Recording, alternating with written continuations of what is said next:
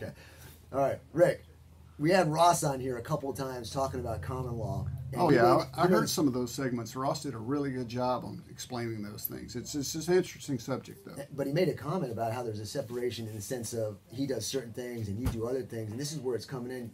You're really intense about this aspect of it, so I wanted to get you on here and talk about it. So tell us what's going on and how it fits into everything. Well, of course, what's happening is that more and more people are entering into common law marriages, and common law marriage is a marriage, just like if you went down in front of the preacher or the justice of the peace and got married. I mean, you're married, husband and wife. Once you've entered into a common law marriage, it's a marriage for all purposes in Texas. Texas, of course, has laws that are a little bit different than Louisiana. Like, for instance, Louisiana is based on French law. Texas has its roots in Spanish law. So common law marriages and common community property are a part of our laws here in Texas. Some of the stuff that Ross does is family law, divorces and what have you. And as such, he gets involved in family law stuff that involves marriages, and as common law is a marriage, he's involved in that.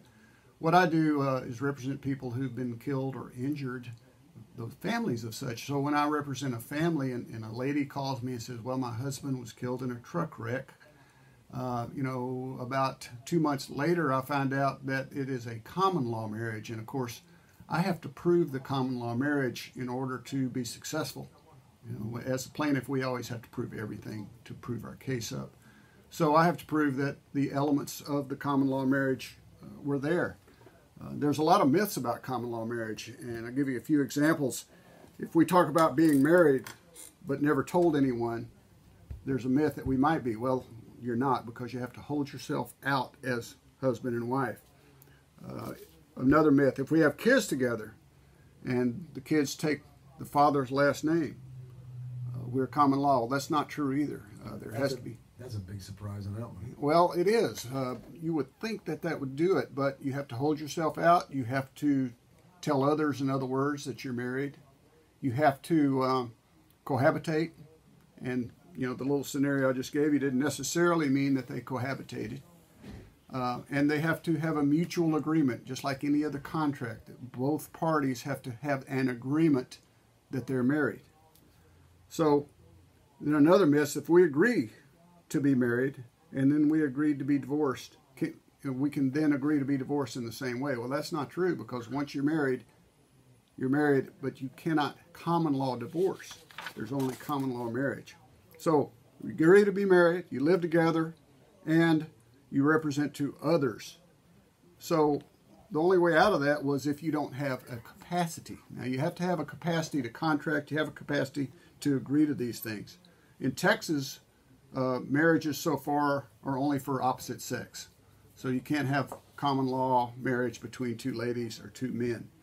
You have to be 18 years of age or older. So, a couple of 17-year-olds couldn't get together and turn themselves into married people. You cannot be related. In other words, cousins can't marry. Now, I think second cousins in Texas is okay. Perhaps not. There's a law that specifically talks about that. And then, most importantly, is you cannot currently be married. Now, of course, those elements of capacity also apply to if you go down to the Justice of the Peace office. So, the intention that I talked about, it has to be all at the same time. There has to be a present, immediate, and permanent marital relationship. In other words, all three of these things that I mentioned have to exist at the same time in order for there to be this marriage. Now, how do you prove that? As Ross said, it's all a question of fact. I mean, you must be maintaining a household and doing things that are commonly done by a husband and wife. So that's pretty broad. If a common law marriage exists, then all the property and debts accumulated during the common law marriage are community property. Now, let's talk about that a minute. We know there's separate property. We know there's community property. The definition of separate property is anything that's not community property. And that's important because under the law, everything is presumed to be community property. So if you want to prove that something is separate property, that is your duty to prove that. And if you don't have proof, but what's the clear definition of separate property? Anything that's not community property. Okay. That's pretty clear, huh? Clear as mud.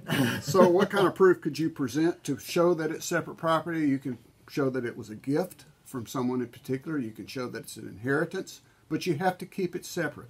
You can't commingle it. Once you've commingled separate property, in other words, put separate property into a bank account where there's community, then you can't separate that. Well, let's say, for example, you got a beautiful painting that you inherited, and it was yours, and you put it on the wall in the house that you cohabitate in. Does that become community property? No, it would continue to be separate property, okay. Insofar as it is a personal property, it doesn't become part of the real estate.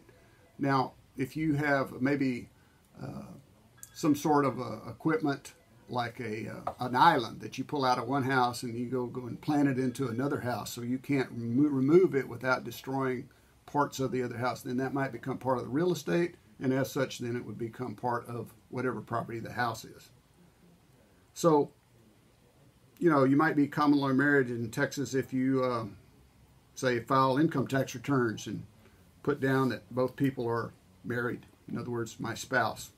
You might have a common law marriage if you fill out an insurance policy that identifies the other person as your spouse, or if you designate them as my wife or my husband.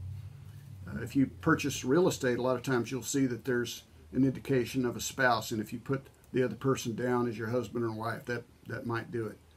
So if you take out a loan, you could put down husband and wife, and that might do it. If you send letters or cards to the other person, say from your loving husband or your loving wife, then that might do it. See, that's the kind of proof that I'm talking about that goes with these three elements. Or if you host or attend a party and all this has to be in Texas, by the way. I mean, if you're over in France and you say, here's my lovely wife, that doesn't count. It has to be done in Texas. So if you host or attend a party in Texas where you introduce the other person as your spouse, then that might do it. If you register at a hotel, Mr. and Mrs., that might do it. If you have your family members say, okay, I want you to refer to him as your son-in-law from now on, that might do it. So if you introduce the other person to your neighbors, your colleagues, your friends, husband and wife, that might do it. If you, in other words, you agree to live together like husband and wife and be a married couple, that is really important, that there is a meeting of the minds.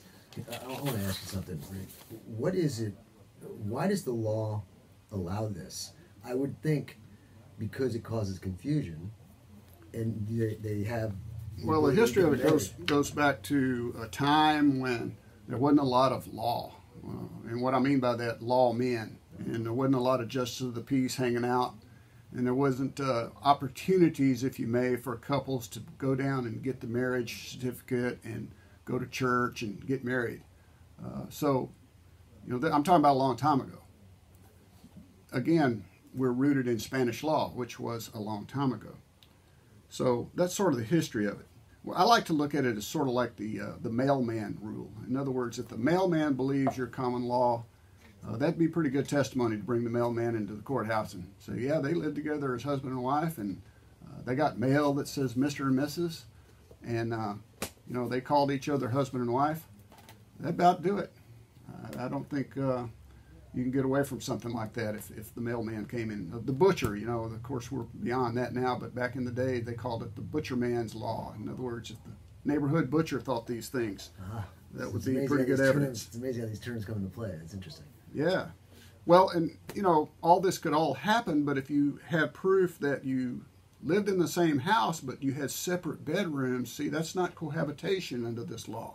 So if you had proof of that and it was solid enough to overcome someone other's testimony that, oh yeah, they did sleep together, that would kind of knock that out. So some of the stuff that I do where I get involved in common law marriage is someone calls me. I've had this happen 3 or 4 different times. A lady would call and ask for my assistance in a situation where the husband was killed, like in a truck wreck. And my husband was killed. So, okay, I get to work and find out about a month or 2 later that it was a common law marriage. So, lo and behold, then I need to prove that there's a common law marriage so that I can prove that my client, being a wife, has a cause of action under the Texas wrongful death statute. The Texas wrongful death statute allows the wife, the spouse, the husband, or the children or the parents of someone who's been killed to bring a wrongful death case in the state of Texas. And so that would be part of the proof.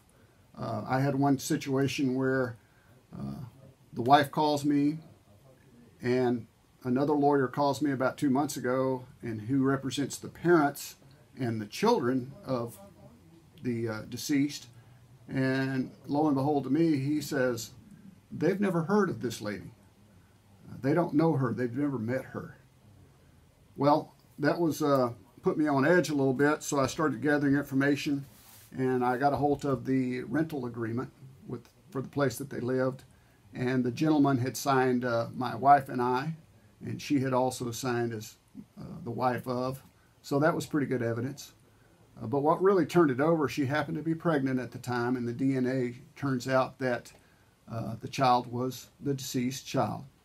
And the reason that turned it around is because, of course, the grandparents of that child, the mother and father of the deceased, wanted to bring the family together. Mm-hmm. And, of course, it's one of those things where we're on the same side on this, the parents and the wife. We're on the same side, so we need to work together, and we don't need to be fighting amongst each other. So all that taken together, I was really glad that the other attorney was a good lawyer and knew what he was doing, so he and I came to an agreement, and we lived happily ever after down that road. You would think, though, if there's no problems, that this should be kind of easy. The problem is, in common law marriages, I guess, is that if there's a disruption or problem or breakup that is not good, that's where all hell can break loose.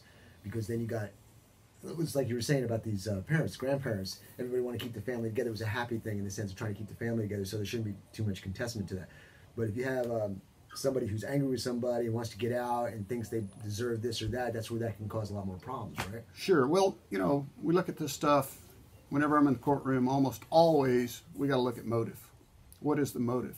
Well, in the cases I just described, the motive for the insurance company of the trucking company was to prove that she wasn't the spouse. Therefore, she would not have a cause of action. Therefore, they could save their money. Right. So there's money involved. Now, most of the divorces that I've seen go on have to do with money.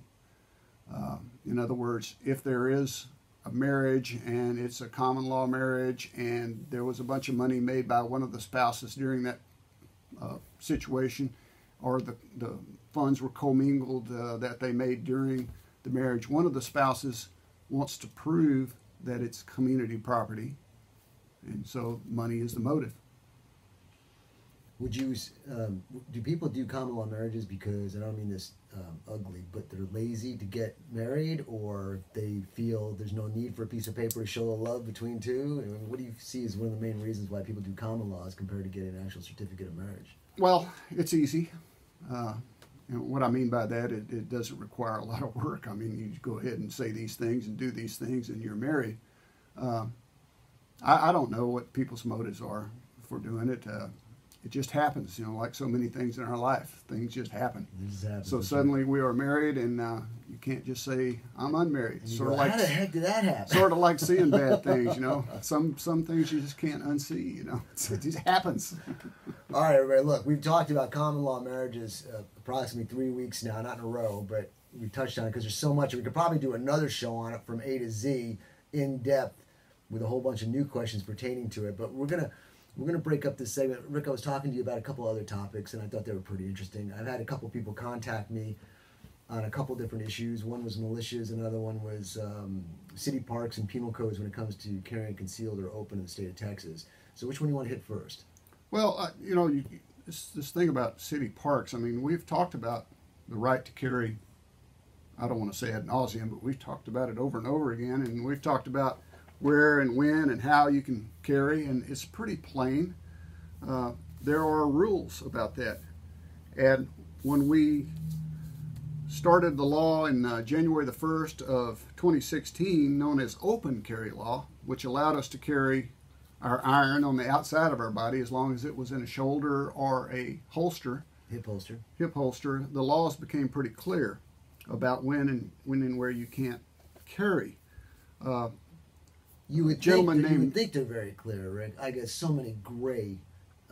Well, it can certainly become gray because you have a lot of words there. But let's say like Mr. Grisham, a man who is advocate for open carry and who has tested that with the almost Park City. I think probably a lot of people have read about Yes. him being arrested in the almost Park City for carrying a long gun around against the city ordinance. So if you're in a city park, say in Temple, Texas, or in Cameron, Texas, you have the right to carry your arm if you have the license to carry it, as long as it's in a holster, or if it is in the shoulder, or if you conceal it. So it's hard for them to take that right away from you, because the state of Texas, when they changed these laws or made these laws, pretty much says you have that right. And one thing you can't do if you're a city, and we talked about this, I think, when we were talking about the Constitution, is you can't overpower the state law. I need to set this up just a little bit, Rick, because we're talking in generalities here in the sense of going to a city park with an open or concealed weapon. We're talking about people who may be ignorant to the law as functions that are happening at these locations. For example, if there's a school-sponsored activity taking place, you can't participate now with a concealed weapon or an open carry weapon.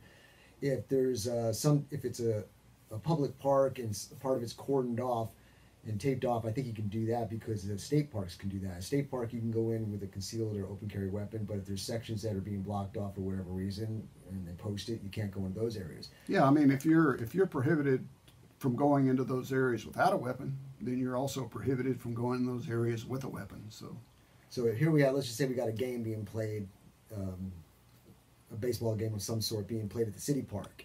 No tickets are being sold, it's just a good old team against team, and you're going in there with your weapon on your hip. There should be no problems because we've got Penal Code 4603, Penal Code 46035, and it clearly states what you can and cannot do and where you can do those. Right on.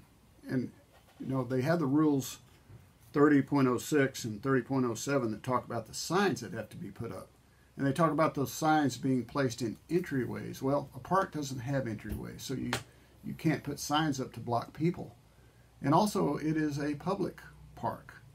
And these rules about putting these signs up really have to do with private individuals and private places of business. Right. So you have the right to go in there. And so this situation where Mr. Grisham with the almost, you know, they wanted to arrest him, and that was basically a test. So while they did it, while they were, you know, arresting him for carrying that gun, they thought they'd just go ahead and throw a little tase and a whop on the head because he had a big old scar across the top of his head. But amazingly enough, after this all happened, the city council met and decided, well, we're just going to overturn that law. And I believe all the charges were dropped against Mr. Grisham. I'm not sure. They should have been. I mean, they were hitting him with stuff like obstructing a roadway, interfering with the duties of a servant. So, you know, they were just trying to cause him trouble. And of course, I wouldn't have done what he did, but his deal was he's going to test the law, so more power to him. Rick, do me a favor. For my sake, and for a lot of people out there, could you please reiterate how state or city laws or ordinance cannot trump or override state or constitutional laws? Can you please explain that again? Sure. So, the state law that allows open carry specifically says that you can't have city ordinances that block this. And that went into effect, I believe, on 1/1/16. In any case, it's in effect now. So there's no way that a city council could go out and put an ordinance to say no open carry or concealed weapons in state parks, or city parks, rather. Because we had a discussion about that with an individual. We weren't sure if the city council could do something, but now that you just clarified that they can't override what's written in the state law. Right. Okay. Right. I mean, what you're looking at is practicing your First and Second Amendment rights when you go and you, like Mr. Grisham did, he went to a organized situation. In other words, we have the right to assemble, and we have the right to keep and bear arms. So they can't knock that part of the Constitution out by saying, well, we're going to make that against the law. You can't organize, you can't assemble, because that's our constitutional right. And, you know, that was the point they were trying to make. Okay. So the video of the video of Mr. Grisham getting out of jail It picked up 120,000 views on YouTube and Facebook, so it was pretty popular. That's a very important. You want to take that call? It's up to you. Let's see who it is. We got a call coming in. Go ahead. Welcome to the Aaron's High Cap Adventure Radio program. Who we got on the line? Hey, Matt, this is Squirrel. Hey, Squirrel. This is the guy that you were talking about with the Little League game. I didn't want to go too far in depth, but since you're on the air, why don't you explain it briefly and let us know what's going on?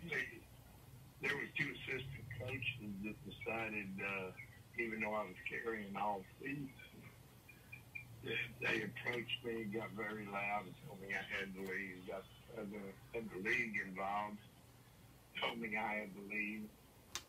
I patiently went up to my truck, got a back, called for the PD, and PD come in and backed up, but y'all were saying that I wasn't allowed to carry.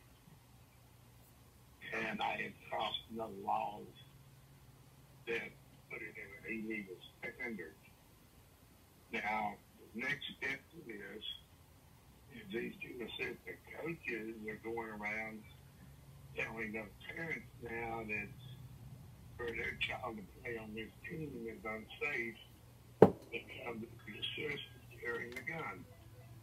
And they need to leave this team and go over to the 22 and air foreman. So, people are ignorant.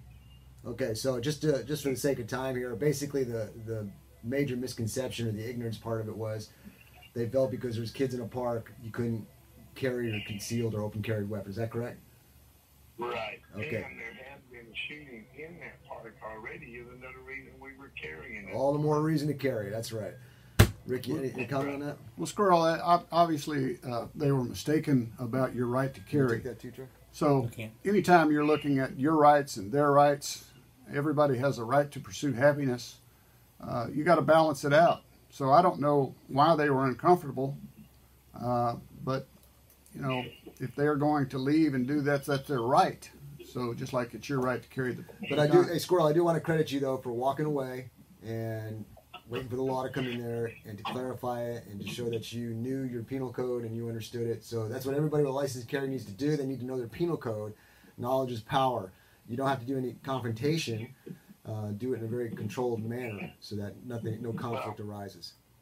Yeah, I mean, just so you know, there are places you can carry, like public lobbies, municipal complexes, animal shelters, operations centers, training centers, airport terminals, as long as you don't try to get on the plane, libraries, recreation centers, community centers, tennis centers. But there are some places, on the other hand, that you cannot carry, like city council meetings or in the city council chamber, a board or commission meetings or other open meetings subject to Open Meetings Act. I mean, you're not supposed to carry in those places.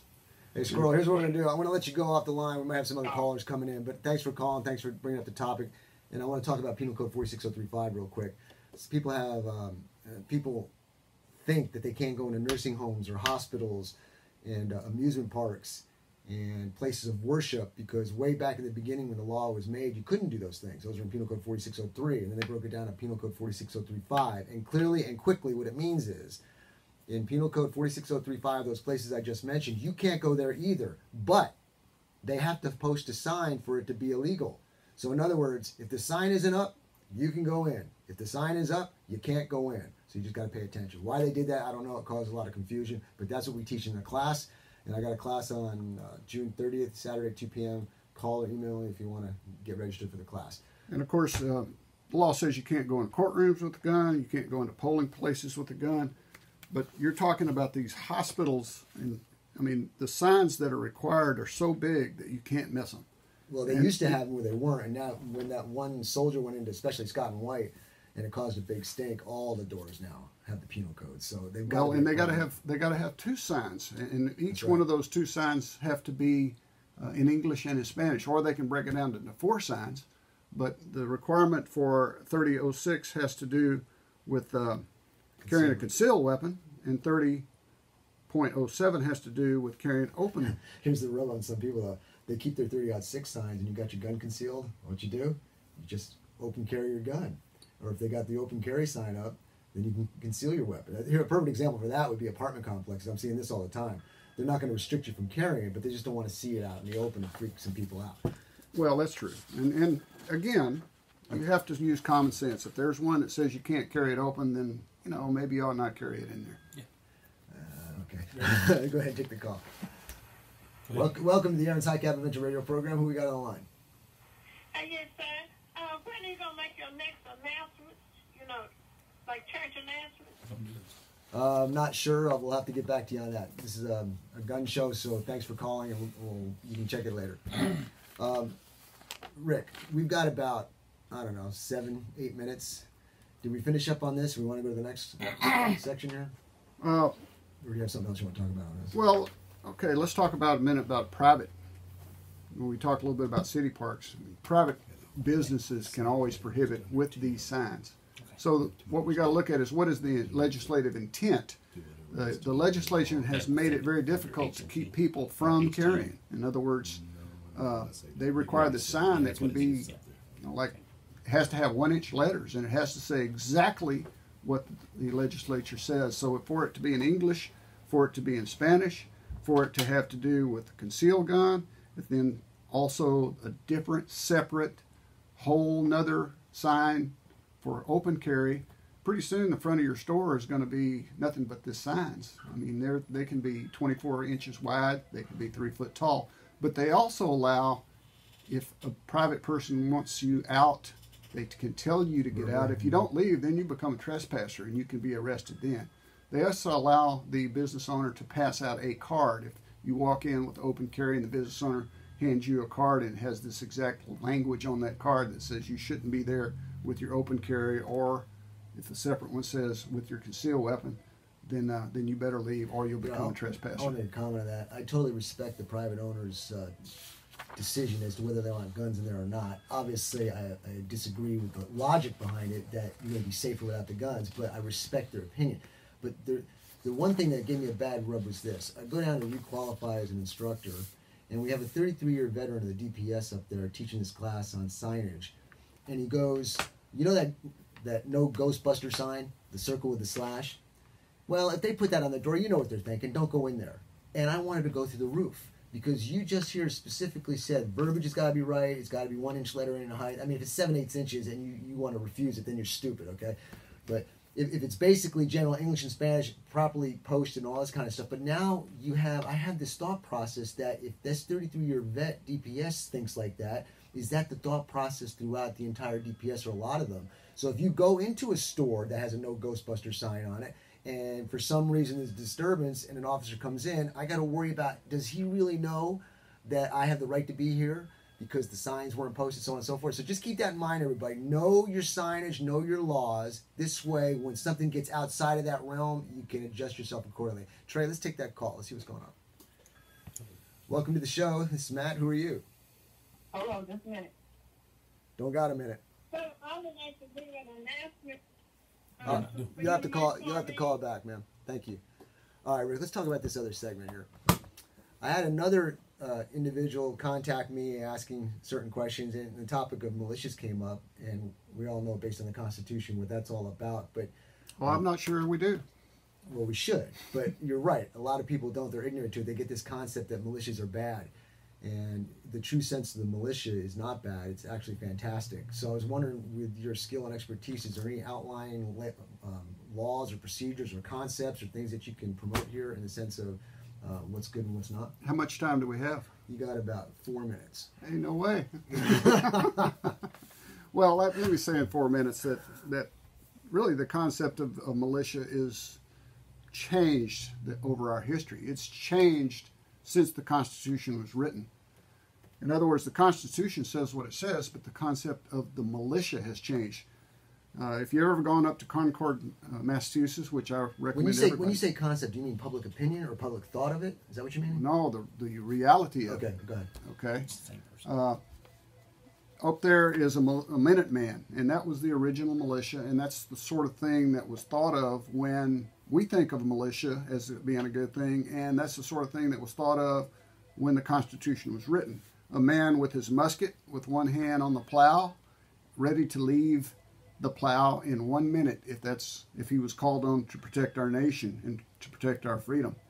So, the new Constitution at that time empowered the Congress to organize, arm, and discipline this national military force, because that was our military force.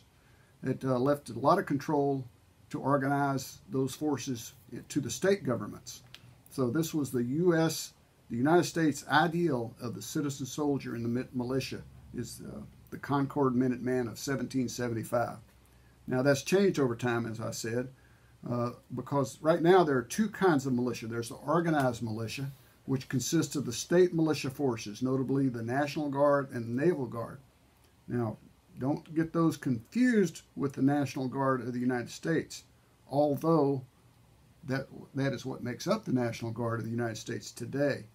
Now, there's an organized militia, which is probably the militia that you are being asked about, and that consists basically of a reserve militia. This is anybody who's able-bodied, who is at least 17 years old and under 45 years old, and not a member of the National Guard or Naval Militia. In other words, any person 17 to 45 is, by definition, a member of a militia. Okay. So are you less than 45? No, sir. Sorry, you're not a member of a militia. You might go out and play army and stuff, but you're not a member of the militia.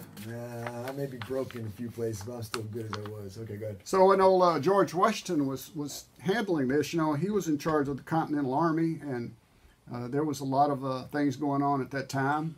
Basically, they were outnumbered and out-organized, and their equipment wasn't very good. So he tried to get some help from the militias, and he found out that he experienced all kinds of evils of insubordination among the troops. There was perverseness among the militias, and inactivity in the officers, disregard for orders, and reluctance of the civil authorities to help in any way. And what it really upset him more than anything else, the laws gave him no power, zero power to correct these evils. In other words, he couldn't depend on the militias because he couldn't make them do anything. And, that was back when. We look back at our history and we read our books and we think, man, it was great. George Washington had all the power because everybody was with him. It just wasn't so. There were a lot of people that... There's three things I can't stand: an untrained dog, an untrained child, and an untrained soldier. That's right, untrained. That was the bottom line. So they needed to be able to train them. So then you get into the Revolutionary War, and you had the Minutemen. They depended on them in times of war, basically in times of peace. So they found out, they being the officers, George Washington and his company, that really militia was good in times of peace to try to get some training done so that if they were invaded, they could organize fairly quickly. So somewhere around April of 1775, the British force of about 800 people marched out of Boston towards Concord, and this is where the statue is. And they intended to destroy a lot of the Patriots' arms and ammunition, which they didn't have a whole lot of. And about 5 o'clock in the morning at Lexington, they were met by 70 armed militiamen, 70 against 800. And they told these 70 guys to get out of here, and the Minuteman militiamen refused. So there was some shots fired, and this was the shot heard around the world, where 8 militiamen were killed and about 10 were wounded. So they continued on. So in other words, the British busted through that, went on, and they didn't really find the Army goodies that they thought they were going to find, the ammo and guns either, because they didn't exist, or the people that had them hit them pretty well. But on their way back, guess what? The Minutemen got together, and within a minute they were all over there, and they were standing behind rocks and trees, and I think they put the hurt on those 800 and caused those 800 guys to go running. Yeah. And the way the world is now, the way the armies are now of the world, defending like that, it's kind of not. It's probably not going to happen. But what's fantastic about this concept, like I was talking to this other individual, was the ability to help your local community. Times of disaster, or say uprisings right there in the location. You know your fellow militia person is your neighbor. And so it's camaraderie amongst people who think the same, who are sheepdogs. They're basically sheepdogs protecting the sheep against the wolves. So if it's meant or kept in that frame of mind, I think it's very positive. It's just when you get these people who are talking revolts and they want to take over this, these are crazies. I don't want to just like the right to carry, and what you try to tell us all the time is it takes training, it takes discipline, it takes forethought. And you don't have that necessarily in a militia, because remember, everybody, anybody 17 to 45, untrained, unskilled, they run. And that was the experiences of all these military operations. I mean, all the way up through the Civil War and beyond, the militia would go into battle and it would just be mass confusion. Now, they had pretty good luck with a militia that was behind barricades. In other words, if you had a trench set out already, which, you know, required some training and forethought, or if you had the rocks and the stones and the trees where the militiamen could fire their rifles and then retreat and fire again, that worked pretty well. But the head-on kind of battle that they were used to back in the 1700s, it just didn't work very good with militias. That's what George Washington found out, and that's why he had to work so hard to try to get a Continental Army together. Okay, Rick, we ran long. Here's what we're going to do. Hey, Trey, we're going to have Janae on just a minute, and Chief's going to be running just a little bit late. But I want to, if you think, Rick, I personally get into this. I really want to understand it. If you feel there's a good enough information to reiterate for maybe next week's show, or if you're available, we can do that. But we're going to have to stop here on this. So why don't you tell everybody how they can get a hold of you for the common law situations or any other types of situations that they may have. And Rick's firm is a sponsor of this program, and we thank him very much. Couldn't do it without you and all the other sponsors as well. So. Well, you can get in touch with us at respectforyou.com. If you look on that, you'll see a lot of stuff that we do. You can reach us at 1-800-460-0606 or 888-MESO-FIRM. And anytime you have something go wrong, I mean, if it's a bad thing, if you have some abuse by insurance company, if you get hurt on the job really bad, it doesn't hurt to come talk to us about it. It doesn't necessarily mean that we'll take your case, but we can sit down and visit with you about the elements required, the liability that's required, the causation that's required, and the damages. All three of those things have to exist, and we're happy to talk to you about that, and we don't charge to visit with you. And if you do hire us, there'll be a contract. We'll lay it out for you.